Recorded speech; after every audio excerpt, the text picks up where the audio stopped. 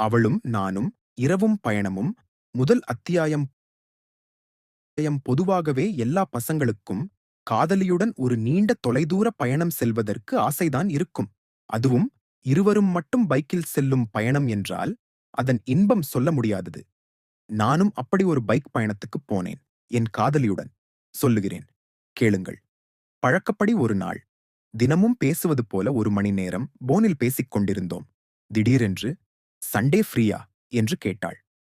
இதுக்கு முன்னாடி இப்படி ஃப்ரீயா என்று கேட்டதே இல்லையே என்று நானும் வியப்புடன் கேட்டேன். எனக்கு பைக் ரைடு போகணும் என ஆசை இருக்குடா என்றாள். கண்மணி, எனக்கு லவ் ப்ரொபோஸ் செய்த அந்த தருணத்தின் உணர்வு மீண்டும் வந்தது. எந்த பையனுக்குத்தான் இதெல்லாம் வராது? என்கிட்டம் இருந்தது ஹோண்டா ஹார்னெட் 1 அது 60R. அதில் எப்படி லாங் ரைட் போவதென்று யோசித்தேன். லாங் ரைட்னு மட்டும்தான் சொன்னா. ஆனா எங்க போவது? எப்படி போவது? எதுவும் கண்மணி சொல்லவே இல்ல. இட்ஸ் யோர் சாய்ஸ்ன்னு சொல்லிட்டா. அதே நேரத்துல இந்த சான்ஸ விட்டுடக்கூடாதுன்னு நிச்சயித்தேன். எனக்கு சர்ப்ரைஸ் குடுக்க ஆசை அதிகம். சரி செஞ்சுட்றேன்னு முடிவு பண்ணிட்டேன். ஞாயிறு காலையில 6:30க்கு கண்மணி ரெடியா இருக்கணும் என்று சொல்லி வைக்க, கண்மணியும் எங்க போறோம்? ன்னு ஒரு வார்த்தை கூட கேட்கல. I love her trust. சனிக்கிழமை பைக்குக்கு சர்வீஸ் செய்து விட்டேன். பெட்ரோல் எடுத்து வைத்து விட்டேன். ஹெல்மெட், சேஃப்டி கியர்ஸ் இருவருக்குமே தயார் செய்தேன். ஞாயிறு காலையில 5:30க்கு அலாரம் வைத்தேன். ஆனா 5 மணிக்கே எழுந்து ரெடி ஆயிட்டேன். தூக்கம் வரலையே. ஷார்ப் 6:15க்கு கண்மணியின் வீட்டுக்கு புறப்பட்டேன். எப்படியோ ஆண்டியிடம் சொல்லிவிட்டு 6:30க்கு பிளான் பத்தினபடி அவள் வெளியே வந்தாள். ஒரு பக்கம் சூரியன் உதயமாகிக் கொண்டிருந்தது. இன்னொரு பக்கம் அவள் டி-ஷர்ட் மற்றும் ஜீன்ஸ், கொஞ்சம் மேக்கப்புடன் தேவதை மாதிரி வந்தாள்.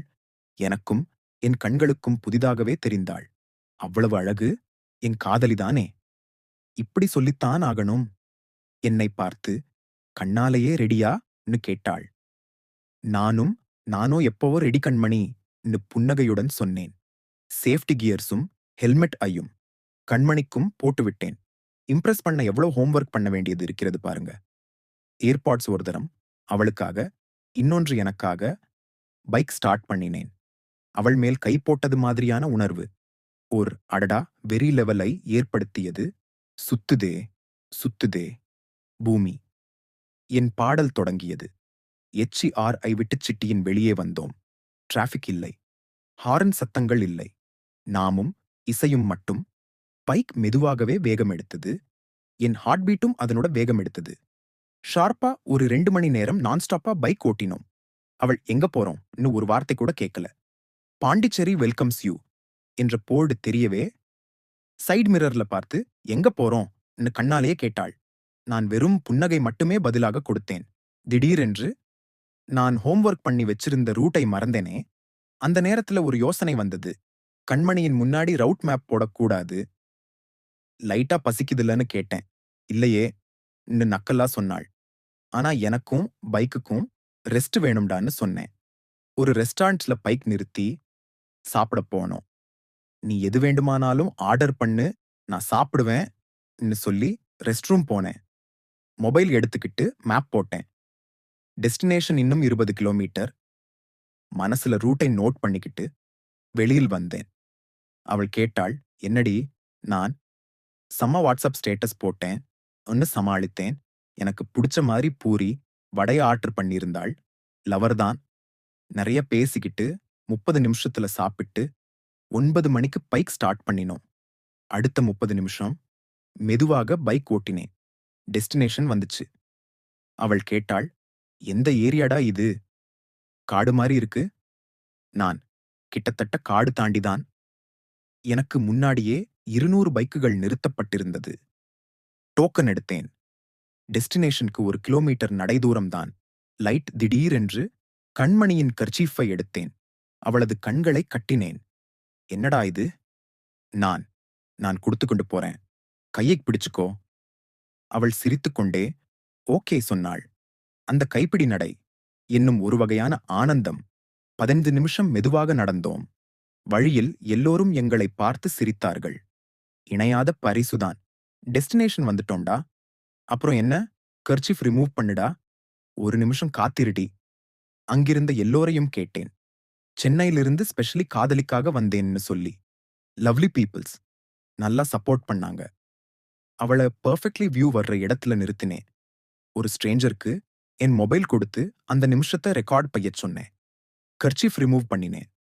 Everyone clapped for us. அவளுக்கு எதிரில் இருந்தது ஒரு பெரிய வட்ட வடிவத்தில் அமைந்த அற்புதமான கட்டிடம். இது என்னடா?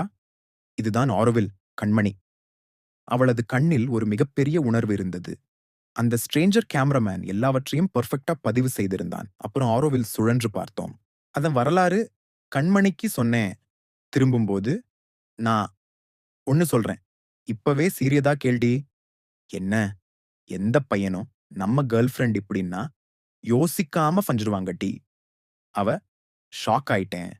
முடியாதா? நெறைய பேர் பாதையில எப்படி? ஆனால் அம்பல மனம்தான் வேறு. தூக்கிக்கிட்டேன். மனதில் கையில் மிதக்கும் கனவா நீ என்று பாடல் ஒலித்தது. 5 நிமிஷம் நடந்தேன். உள்ளுக்குள்ள சோர்வாக இருந்தது. அவள் திடீரென்று என் கன்னத்தில் ஒரு முத்தம் கொடுத்தாள். அவ்ளோதான். பூஸ்டக் கடந்த எனர்ஜி. பைக் பார்க்கிங் வரை தூக்கிக் கொண்டு வந்தேன். எல்லோரின் பார்வையும் எங்களை மேல். போதும்டா, அவள் சொன்னாள். பரவாயில்ல டி. நானும் சொன்னேன். ஆனால் எனக்கு லேசா வெட்கம் கூட. பைக் எடுத்தோம். ஒரு ஹோட்டலுக்கு லஞ்ச் போனோம். How do you feel now my dear? சூப்பரா இருந்ததுடா. நம்ம வாழ்க்கையில் மறக்க முடியாத நாள் இது. அதைக் கேட்கும்போது கொஞ்சம் பெருமையும் சந்தோஷமும் எனக்குப் பிடித்த ஃப்ரைட் ரைஸ் ஆர்டர் பண்ணினாள். சாப்பிட்டோம். சரி, சென்னைக்கு கிளம்பலாம். அவள் என்னை பார்த்து, you did your best part for the day money and it's my டர்ன்டா. பைக் கீயை எடுத்தாள். என்னடா இது? உனக்கு மட்டும்தான் சர்ப்ரைஸ் பண்ணத் தெரியும் நினைக்கிறியா? தொடரும் அடுத்த பாகத்தை கேட்க தொடர்ந்து இணைந்திருங்கள். கதையுடன் நான் நம்ம சேனலில்